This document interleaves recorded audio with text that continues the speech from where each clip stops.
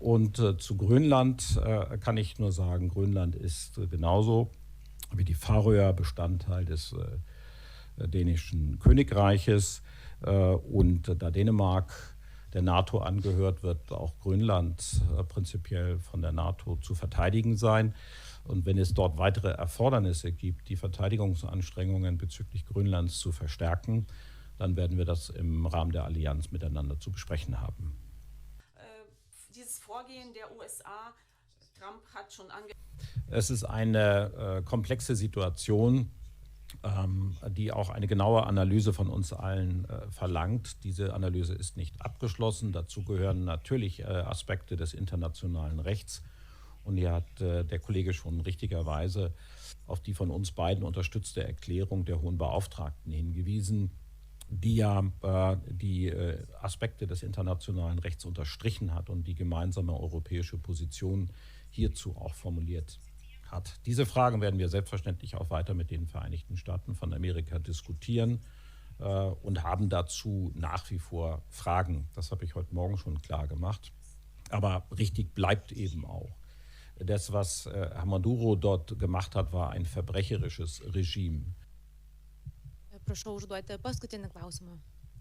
Freie, unabhängige Wahlen haben bisher dort nicht stattgefunden. Wenn also diese jetzige Entwicklung dazu führt, dass derartige Wahlen stattfinden können und dass es zur Selbstbestimmung der Venezuelerinnen und Venezuela kommen kann, dann ist es doch, wäre das doch eine gute Entwicklung. Und so betrachten wir das. Aber wir weichen der Frage nicht aus, dass hier selbstverständlich auch immer die Frage des internationalen Rechts im Raume steht.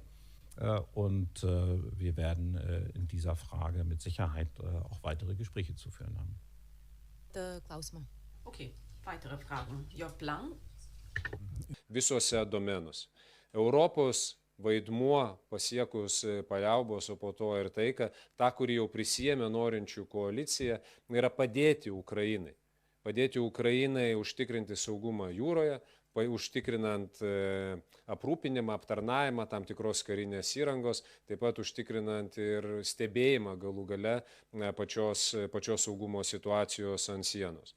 Kaip turėtų atrodyti ta sąveika mūsų ir transatlantinė, ir koks turėtų būti Europos valstybių indėlis į kitokio pobūdžio scenarius, visą tai turime išdiskutuoti, nes tai yra greitai vykstančio proceso, tikimės, kad jisai bus sėkmingas dalis.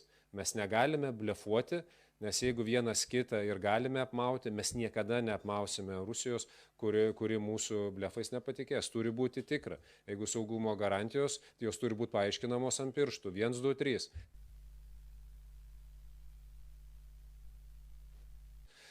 Žiūrint į priekį nuo šiandienos situacijos, tikimės, kad procesas vyks vadovaujantis tarptautinės teisės normomis ir demokratinė tranzicija įvyks kaip įmanoma taikiau ir saugiau, nes vienas iš tokių tikslų ir yra, ką kelia Venesuelos žmonės.